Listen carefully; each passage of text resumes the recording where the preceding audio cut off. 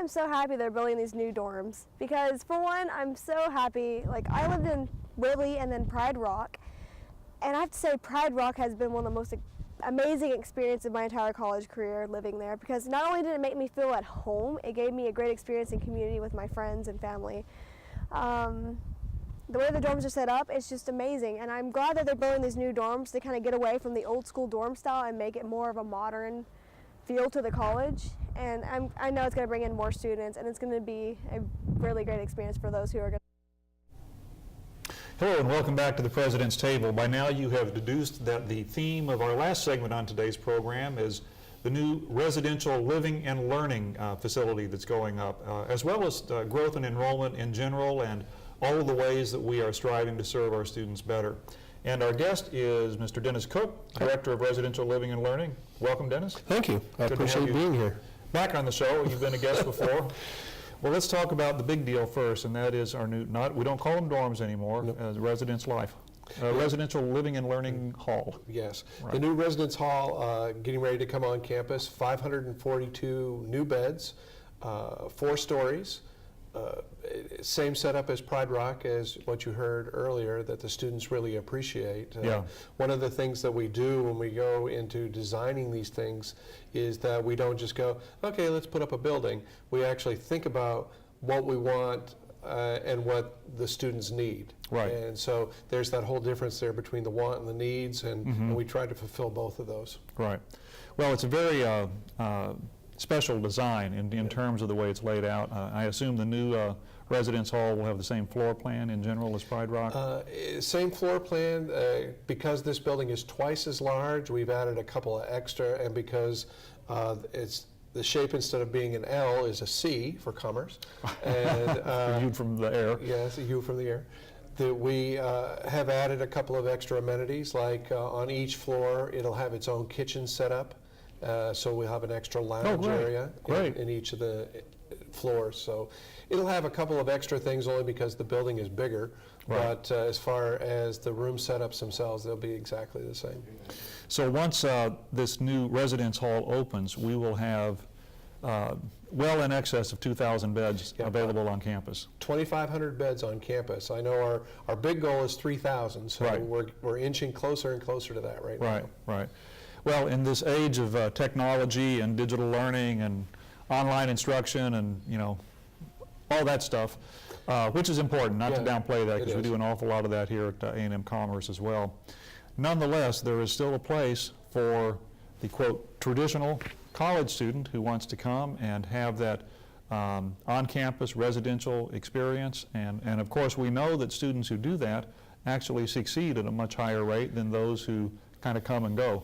Yes, they do. I refer to it as the 3-dimensional educational experience, because you're totally immersing yourself into your goal, which is to get an education and to graduate.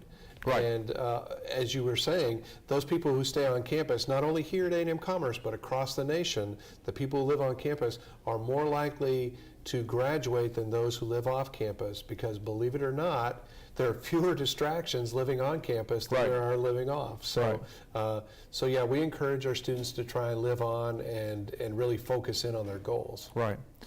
Well, and fewer distractions does not mean less fun or less engagement. I mean, it can mean exactly the opposite, in fact, because you're with the community of your peers, you have people to talk to, you run into problems, you have resources available both on campus and among your own informal network. True. It's like the lady who was speaking just before we came on.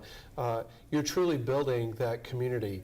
Our big goal is to create citizens so that when they graduate, they won't be locked behind a fence or a hedge, but they'll actually be productive parts of their community. Right. And you get that by role modeling what happens in the residence hall. Exactly. Right. Well, let's talk about, and we'll come back to the residence hall in a moment if we have time, but let's talk about some of the other expansions that are going on campus to handle this growing residence life population. Yeah, with new neighborhoods, new citizens, new students, we need more. Because you can't give less. So what we're about to do is this coming Christmas break, we are going to be expanding our dining facilities. Over in the library, we have a little coffee shop now, but we're going to expand that even further. The Starbucks bistro that's over there, the coffee part of it is going to go into the new seating kind of cafe area that the library has just created.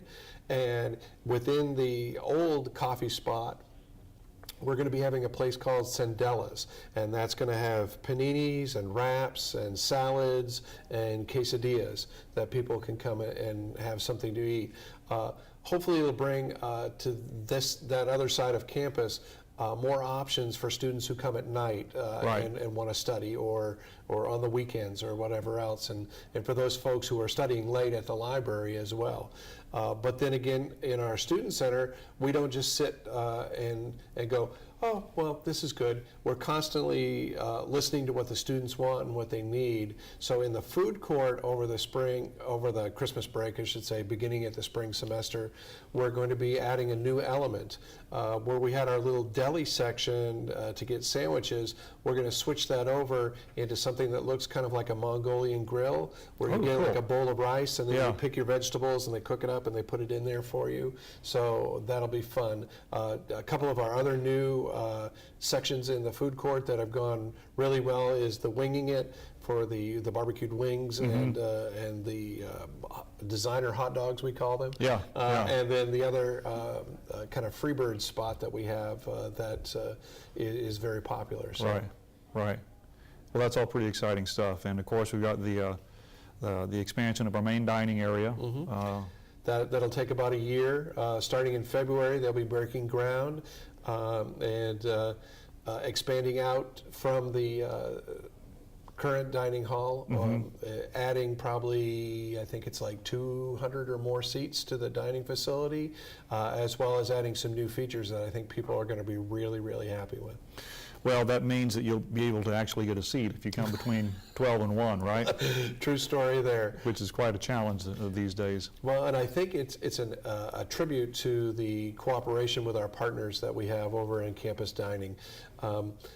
It's not like the old school cafeteria like a lot of folks would like to think. This truly is a dining option where you walk in and there are several options there, from the standard pizza and cereal to the more exotic things like an international food station, a grill area, a hot foods area, an Italian pasta area, a big salad bar, and it goes on and on and on. And I think the students here really get a balanced meal with a variety of menu. Right. Yeah, they get what they want, but they're also encouraged to eat healthy, and of course, that's part of being a successful student as well. Truly, to stay healthy, and again, it goes back to what we were talking about earlier between the want and the need. We need them to be healthy. They want to eat foods that they like to eat, so we incorporate both of those things for them. Right.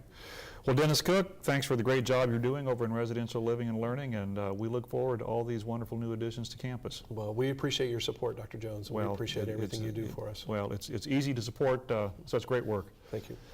And that's it for tonight on the President's Table, and thank you for joining us, and we'll see you again next semester.